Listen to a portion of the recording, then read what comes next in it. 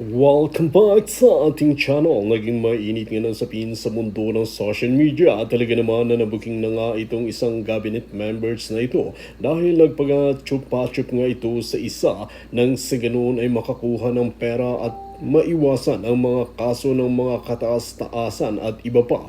Dito nga natin mapapansin na talagang hindi na nga talaga nagbago ang kalakaran ng bansa natin dahil nga rito ay maraming netizen ang nadadamay at maraming inosenteng tao ang nakukulong na wala naman sala. Ngunit ang katotohanan na nakakalungkot ay ang mga nanunumbalik na mga kalakaran na talagang nagiging bulok na ang sistema ng bansa natin. Ito na nga ba talaga ang pinagtatawanan ng mga ibang bansa dahil kung titingnan natin ay nabuking na naman ng isang cabinet members na ito ay talagang ginawa lahat ng mga matataas na opisyales nang sa ganoon ay talagang panigan nila kahit mali talaga ang naaasok kasuhan, lalong-lalo na itong si Lisa Tanaas at Bangag ng Norte. Well mga kaibigan, para nga sa karagdagang impormasyon, panoorin nga natin ang buong video at kung bago ka lamang sa aking channel, huwag kalimutan i-click ang subscribe button at notification bell para lagi kang updated sa ating mga nagbabagang mga balita. IC, ay hindi, dati daw siyang Betamax. Okay? Bahala na kayo. Okay, basta babasahin ko lang yung script. Okay, yung script ng script ng ano ito? Isumbong mo kay Maharlika. 'Di ba tayo na may hawak niyan? Unfiltered. Isumbong mo kay Maharlika at si Buknoy sa pelikulang ito siya ay isang bugaw. Okay? Tandaan ninyo, okay? Si Buknoy ay isang bugaw, ang Betamax ay isang kumpanya o grupo, si Claro ay isang cabinet secretary, at si Delilah ang nagsusumbong. Handa na kayo, babasahin ko lang. Okay? Dear Maharlika, here we go. Okay? Basahin natin ang kanyang sinumpaang salaysay on a third-party mode. Alright? O not third-party, third-person narration. Okay? Ayon kay Delilah, nagtatrabaho raw siya bilang isang artista at modelo sa isang grupo na nasa ilalim ng pamamahala ng kanyang manager na si Buknoy. I-transcribe nyo na rin kung gusto nyo. Alright? Number 2, sinabi ni Delilah na lumabas na raw siya sa pelikula ng Betamax. Ayon kay Delilah, kapag wala raw siyang project na pelikula, tumatanggap siya ng mga proyekto sa pagmomodelo at iba pang gigs na napagkakasunduan ng kanyang manager at ng mga kliyente. Kabilang din daw sa kanyang mga tungkulin ang pagiging host sa mga pagtitipon at kasiyahan at pati ang pagganap ng mga tungkulin ng isang guest relations officer o GRO, tulad ng pagtanggap sa mga bisita, pagsiguro na maayos ang kanilang karanasan, at pag-aasikaso sa kanilang mga kahilingan. Isa raw halimbawa nito ang pagdalo sa mga party bilang kasama ng kliyente.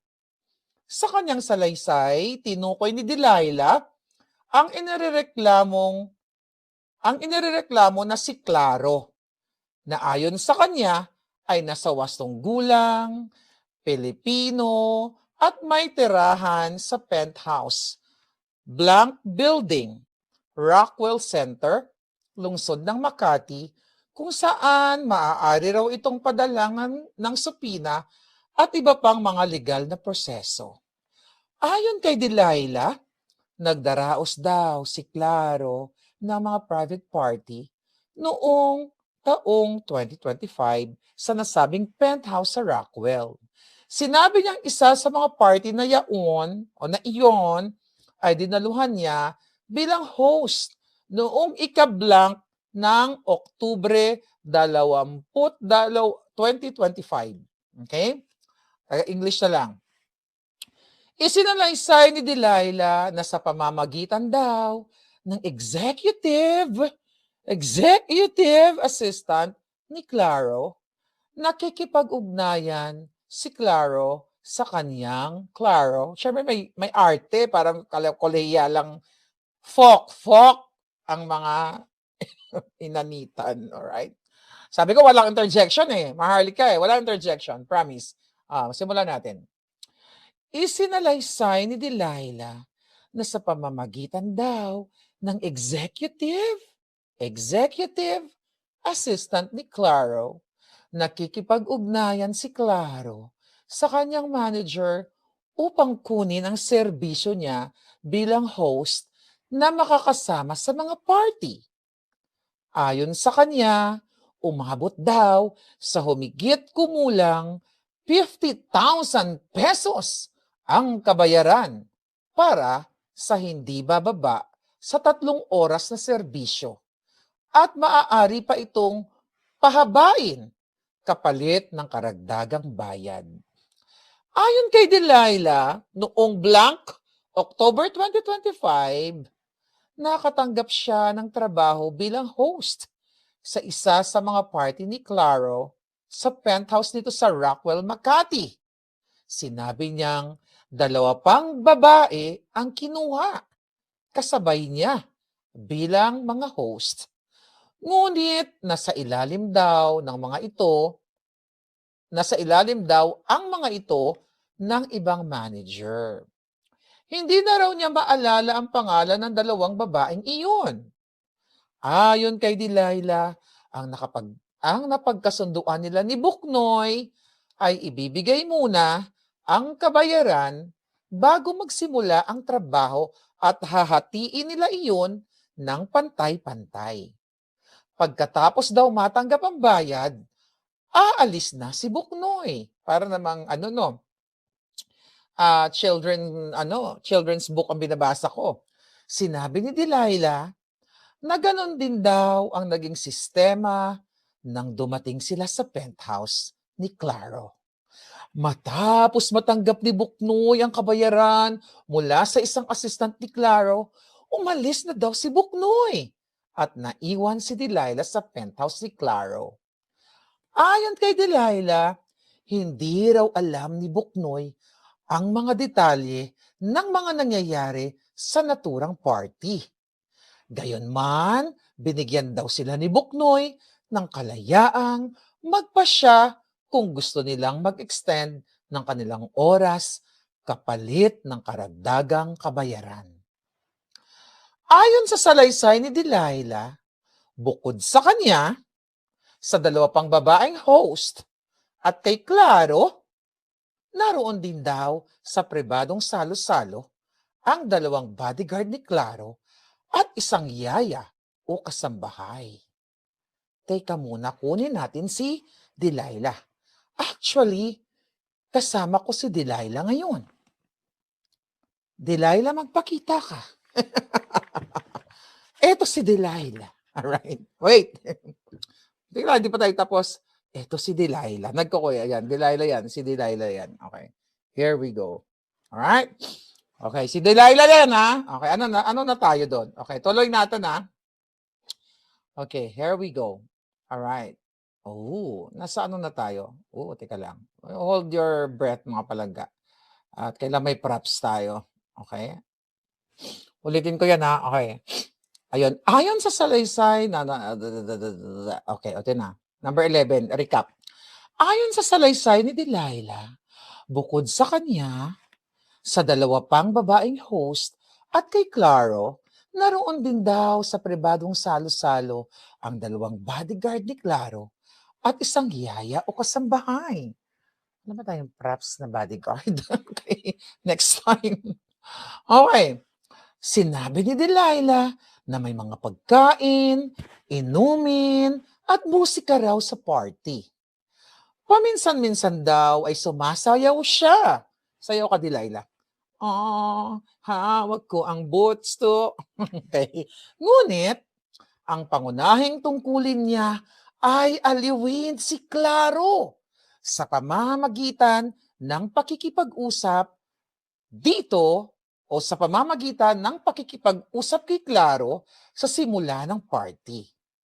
Pagkaraan daw ng ilang sandali, ayon kay Delilah, Naglabas si Claro ng isang bagay na pinaghihinalaan niyang pulburon.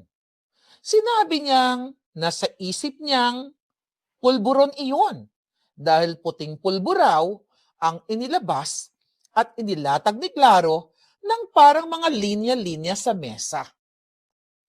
Linya-linya na pulbo.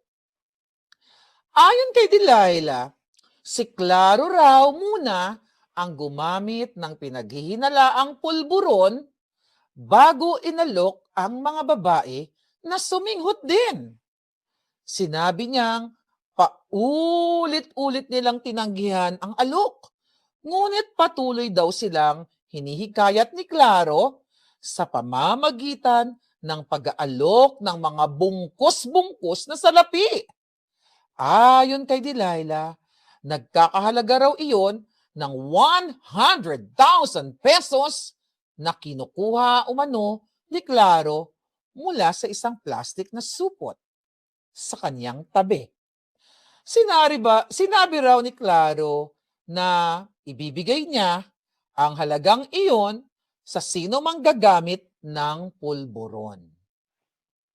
Ayon kay Delilah, bukod daw sa alok na salapi, naroon din ang mga bodyguard ni Claro na paminsan-minsang sumisilip at nagbabantay sa party. Sinabi ni Delilah na dahil hindi siya gumagamit ng droge, tinanggihan niya ang pulburon. Dalawa raw niya ang kasamahang babae ay pumayag at sumabay kay Claro sa pagsinghot ng pinaghihinalaang pulburon. Ayon kay Delilah, nakita niyang binigyan ni Claro ang dalawang babae ng tig-iisang bungkus na salapi na sa tansya niya ay naglalaman ng 100,000 pesos bawat isa. Sinabi rin niyang dahil sa laki ng perang pinamimigay ni Claro, muntik na raw siyang pumayag na gumamit ng pulburon. Ngunit natakot siya sa magiging epekto nito sa kanyang pag-iisip, pakiramdam at pag-uugali. Okay. Habang gumagamit umuna si Claro at ang dalawang babae na pinaghihinalaang pulburon, sinabi ni Delilah na inuutusan daw sila ni Claro na maghalikan at gumawa ng... Pause muna tayo. Okay? Just 1 minute. Wait a minute, mga palangga. Oop. Here we go. Here we go. Okay, give me 1 sec here. Alam ko you guys are excited. Okay, here we go. Okay. Okay. Bruwan na kasi nag-orgy na sila eh. Habang gumagamit umano si Claro, ang dalawang babae na pinaghihinalaang nagpupulburon, sinabi ni Delilah na inutusan daw sila ni Claro na maghalikan, maghalikan at gumawa ng sexual na gawain sa isa't isa. Ayon sa kanya. Kaya nakakalbo yung dalawa. Okay. Hindi kasama yun. Nakakalbo ang dalawa. Tapos na ang inyong presensya. Okay? Wait a minute. Okay, teka lang. Mas maganda may props. Okay. O, yan. Sige, sino to? Si Delilah. Oh my goodness. Ayon sa kanya, okay, ayon sa kanya, tinutulan at nilalabanan daw nila ito hanggat kanilang makakaya. Nang mag-alinlangan sila, ang sabi daw nila, wag po, Claro, wag po. Yun daw ang sinabi. Nang mag-alinlangan sila, sinabi ni Delilah na dumukot umano si Claro ng mga bungkus ng salapi at hinagis iyon sa kanila. Kinuha raw nila ang pera at pinaunlakan ang kanyang kahilingan. Ayon kay Delilah, nagsimula silang maghalikan at sa utos umano ni Claro, nagtanggal sila ng kanilang mga saplot hanggang panloob na lamang ang kanilang suot. Sinabi rin niyang nagtanggal umano si Claro ng kanyang t-shirt, pantalon at brief. At nakita niyang supot ito. Hindi kasali sa script yun. Hindi kasali yung supot. Okay? Ayon kay Delilah, sa tuwing nagsisimula raw humupa ang epekto ng pinaghihinalaang pulburon, muling sumisingot si Claro at hinihikayat umano ang dalawa niyang kasamang babae na gumamit pa nito.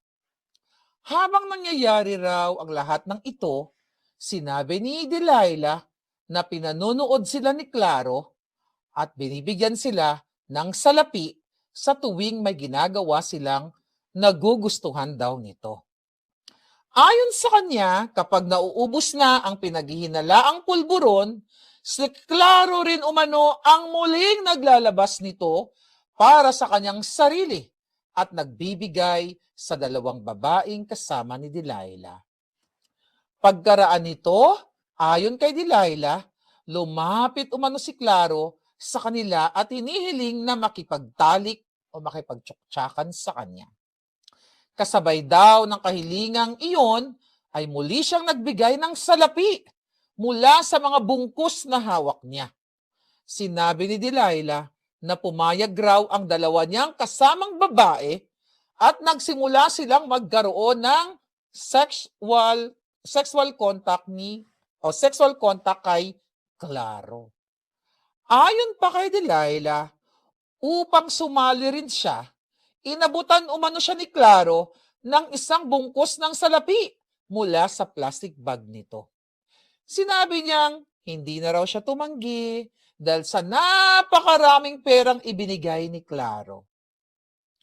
Ayon kay Delilah, posibleng dahil daw sa epekto ng droge ay hindi magkaroon ng buong paninigas ng ari si Claro. Sinabi niyang dahil dito, hindi umano nito nagawang makipagtalik sa kanila sa paraang una nitong nais at sa halip ay inutusan silang maghalinhinan sa chupa-chuchup, lollipop chup-chup. Okay? Ayon kay Delilah, patuloy daw silang inabutan ni Claro ng pera habang hinihiling nitong gawin nila ang iba't ibang sexual na gawain.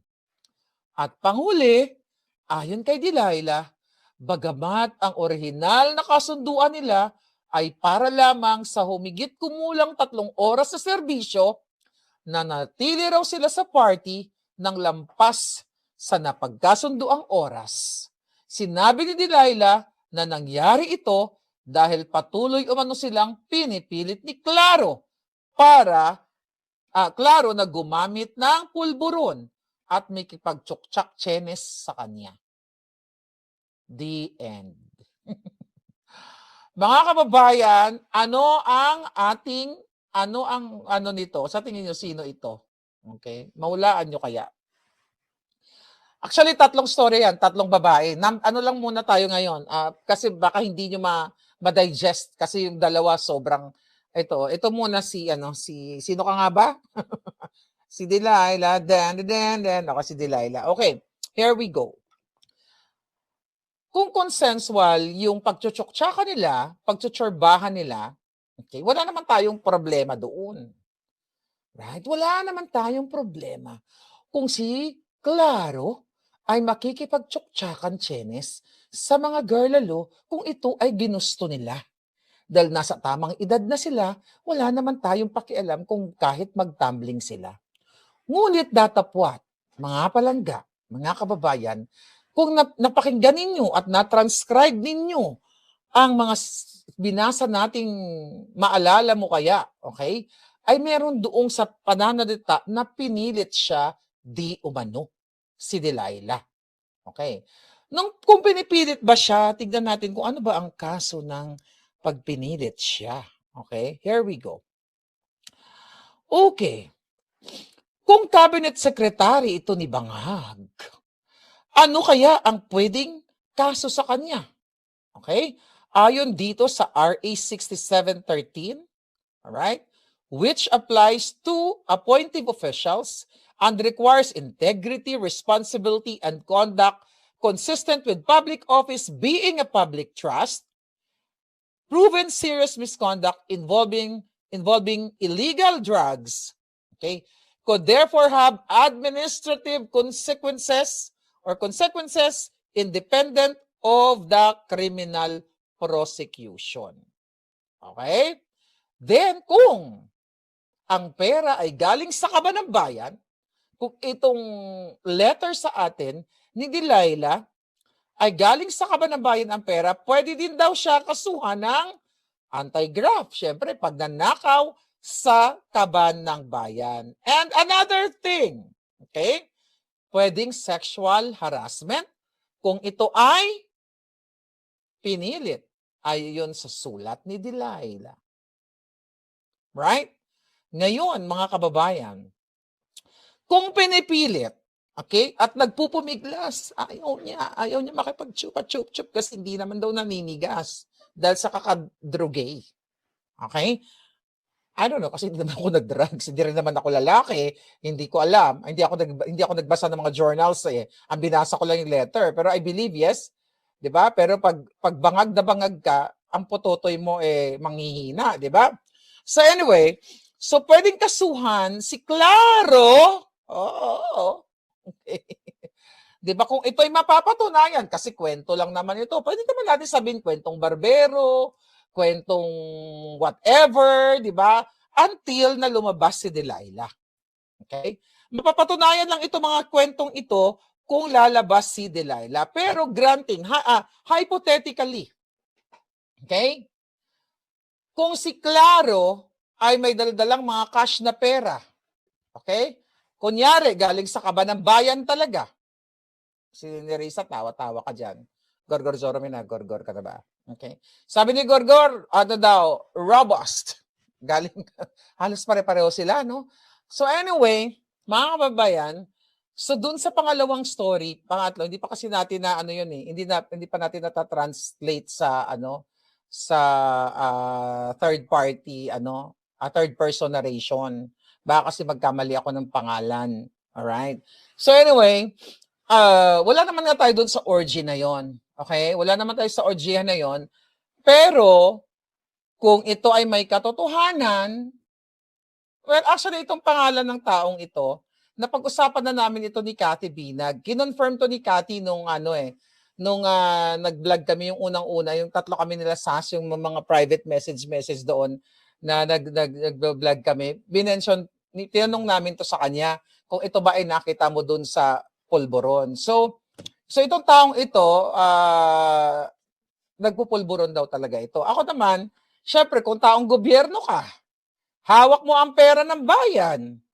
Di ba? Alam naman, Diyos ko, hindi naman ito bago sa Pilipinas. Yung mga babae, pinagsasamantalahan ang kanilang kahirapan. Kaya nga gusto nilang mahirap na mahirap kayo Para yung mga anak ninyo, pagdating ng nagkakasusubel sa ng konti, pwede nang magpaka-pokpok sa mga politiko. Katulad ng mga artistang pokpok. Di ba? Hindi ko naman nilalahat Okay? Nagpapakapokpok sa mga politiko. Binibenta ka lang mga kaluluwa. Kaya itong mga politikong ito ay nagpapayaman sa pamamagitan ng pagnanakaw para pwede nilang bilhin ang mga kababaihan. Nakita nyo, in-expose natin kay Rapi Tulfok. Tulfok po, napapalibutan siya ng mga kababaihan. At mismo umamin ang babae doon, isa sa mga, kung part ng babae doon, na 250 ang tip. Tip pa lang yon. Pero dito kay Claro,